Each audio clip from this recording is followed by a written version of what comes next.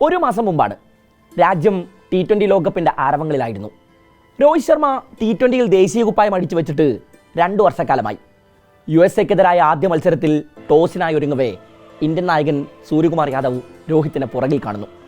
ഉടൻ ഹിറ്റ്മാൻ അരികിലേക്ക് ഓടിയ സ്കൈ അയാളെ ആലിംഗനം ചെയ്ത ശേഷം തമാശ കലർത്തി ഇങ്ങനെ ചോദിച്ചു, ടോസ് കിട്ടിയാൽ എന്താണ് ചെയ്യേണ്ടത്?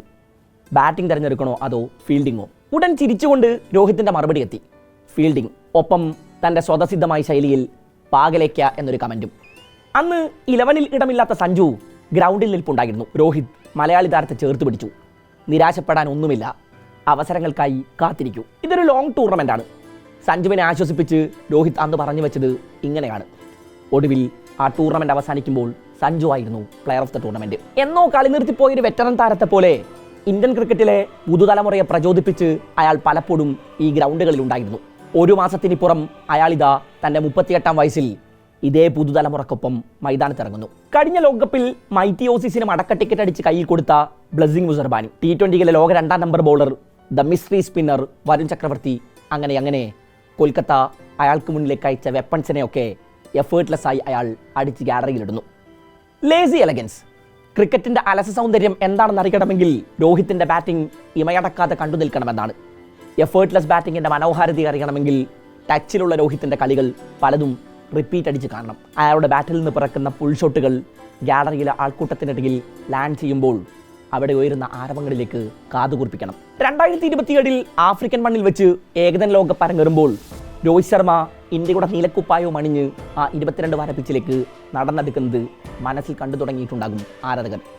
ഇന്നലെ വാങ്കഡയിൽ രോഹിത്തിൻ്റെ ബാറ്റിൽ നിന്ന് പിറന്ന ഏറ്റവും മനോഹരമായ ഷോട്ട് ഏതായിരുന്നു? മുംബൈ ഇന്നിങ്സിൽ 5ാം ഓവർ എറിയാൻ വരുൺ ചക്രവർത്തി ബോളിംഗ് എൻഡിലെത്തി. ലോകകപ്പിൽ റൺസ് വിട്ടു നൽകാൻ പിശുക്കൊന്നും കാട്ടാതിരുന്ന വരുൺ ഒരു കംബാക്കിനായുള്ള ഹോംവർക്കിലായിരുന്നു ഈ ദിവസങ്ങളിലൊക്കെ. വരുണിനെ ഒരു ബൗണ്ടറി കൊണ്ടാണ് രോഹിത് വരവേറ്റത്. തൊട്ടടുത്ത പന്തിനെ ഒരു ലോഫ്റ്റഡ് കവർ ഡ്രൈവിൽ ഗാലറിയിലെത്തിക്കുന്നുണ്ട് ഹിറ്റ്മാൻ. Absolute beauty. ഇന്നലെ അയാളുടെ ബാറ്റിൽ നിന്ന് പിറന്ന ഏറ്റവും മനോഹരമായ ഷോട്ട് അതാകും. 10 മാസം പിറകിലേക്ക് പോകണം. രോഹിത് ഇതിനു മുമ്പ് ഒരു പ്രോപ്പർ T20 മത്സരം കളിച്ചത് അന്നാണ്. എന്നാൽ ഔട്ട് ഓഫ് ടച്ച് ആയ ഒരു ബാറ്ററുടെ ശരീരഭാഷയായിരുന്നില്ല വാങ്കഡയിൽ ഇന്നലെ രോഹിത്തിന്. മുസർബാനി എറിഞ്ഞ 2ാം ഓവറിൽ ക്രീസിൽ സെറ്റിൽഡായി. തൊട്ടടുത്ത ഓവറിൽ വൈഭവ് അറോറയ്ക്കെതിരെ 87 മീറ്ററിൽ ഒരു സിക്സർ. ലോക 2ാം നമ്പർ ബൗളർ വരുൺ ചക്രവർത്തിയുടെ 5ാം ഓവറിൽ രോഹിത് ഒറ്റയ്ക്ക് അടിച്ചെടുത്തത് 15 റൺസ്. പവർ പ്ലേ അവസാനിക്കുമ്പോൾ 23 പന്തിൽ 6 സെഞ്ചുറി. IPL-ൽ അയാളുടെ ഫാസ്റ്റസ്റ്റ് 50. IPL ചരിത്രത്തിൽ ഇതാദ്യമായാണ് പവർ പ്ലേ അവസാനിക്കും മുമ്പ് രോഹിത് 50 കുടിക്കുന്നത്, അതും തൻ്റെ 38ാം വയസ്സിൽ. അയാൾക്കിപ്പോൾ ക്യാപ്റ്റൻസിയുടെ ഭാരങ്ങളൊന്നുമില്ല, സമ്മർദ്ദങ്ങളില്ല. രോഹിത് തന്നെ സ്വയം ഫ്രീയാക്കിയിരിക്കുന്നു. മത്സരശേഷം മുംബൈ കോച്ച് മഹേല ജയവർദ്ധനെ പറഞ്ഞു വെച്ചത് ഇങ്ങനെയാണ്, പോയ വർഷം ഒറ്റ ഫോർമാറ്റിലാണ് രോഹിത്തിനെ നമ്മൾ മൈതാനങ്ങളിൽ കണ്ടത്. കിവീസിനെതിരായ ഏകദിന പരമ്പരയായിരുന്നു അവസാനം കളിച്ച സുപ്രധാന സീരീസ്. അതിനാൽ തന്നെ IPL-നായി അയാൾക്ക് നന്നായി ഒരുങ്ങേണ്ടതുണ്ടായിരുന്നു. അയാൾ നന്നായി ഒരുങ്ങി തന്നെയാണ് വന്നതും. ഏകദിന ലോകകപ്പിന് 1 വർഷം കൂടി ബാക്കിയുണ്ട്.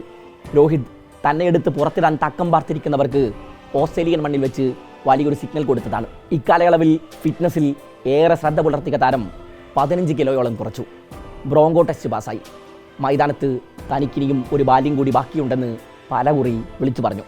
ഒടുവിൽ കുട്ടി ക്രിക്കറ്റിലും തൻ്റെ വീറ് കെട്ടുപോയിട്ടില്ല എന്ന് അയാളിതാ വിളിച്ചു പറയുന്നു. കഴിഞ്ഞ 13 സീസണുകളിലായി മുംബൈ IPL-ൽ ഒരു മത്സരം ജയിച്ചു തുടങ്ങിയിട്ടില്ല.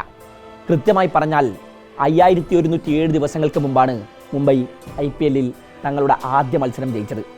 കുറച്ച് വേദനയോടെയാണെങ്കിലും ദൈവത്തിൻ്റെ പോരാളികൾ തോറ്റാണ് തുടങ്ങാറ് എന്ന് പറയാറുണ്ടായിരുന്നു ഇന്നലെ വരെ മുംബൈ ആരാധകർ. ആ കറ ഇക്കുറി രോഹിത്തും റിക്കിൾട്ടണും ചേർന്ന് മായ്ച്ചു കളഞ്ഞു. 38 പന്തിൽ 78 റൺസ് അടിച്ച രോഹിത് ഇന്നലെ ബാറ്റ് വീശിയത് 205 സ്ട്രൈക്ക് റേറ്റിലാണ്. 4 4-ഉം 6 6-ഉം അയാളുടെ ബാറ്റിൽ നിന്ന് പറഞ്ഞു. റിക്കിൾട്ടണൊപ്പം ആദ്യ വിക്കറ്റിൽ ഉണ്ടാക്കിയത് 148 റൺസിൻ്റെ പാർട്ട്ണർഷിപ്പാണ്. ഇരുവരും ചേർന്ന് അതിനായി എടുത്തത് വെറും 72 പന്തുകൾ. വാങ്കഡയിൽ ഇന്നലെ ഒരുപിടി റെക്കോർഡുകളും പിറന്നു. IPL ഹിസ്റ്ററിയിൽ മുംബൈയുടെ ഏറ്റവും ഹയസ്റ്റ് റൺ ചേസിനാണ് ഇന്നലെ വാങ്കഡെ സാക്ഷ്യം വഹിച്ചത്. 2021-ൽ CSK-ക്കെതിരെ കുറിച്ച 219 റൺസ് ചേസായിരുന്നു ഇതിനു മുമ്പുള്ള റെക്കോർഡ്.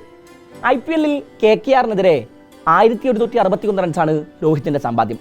ഒരു ഒപ്പോണന്റിനെതിരെ ഏറ്റവും കൂടുതൽ റൺസ് എന്ന വിരാട് കോഹ്ലിയുടെ റെക്കോർഡ് ഇന്നലെ വാങ്കഡയിൽ പഴങ്കഥയായി.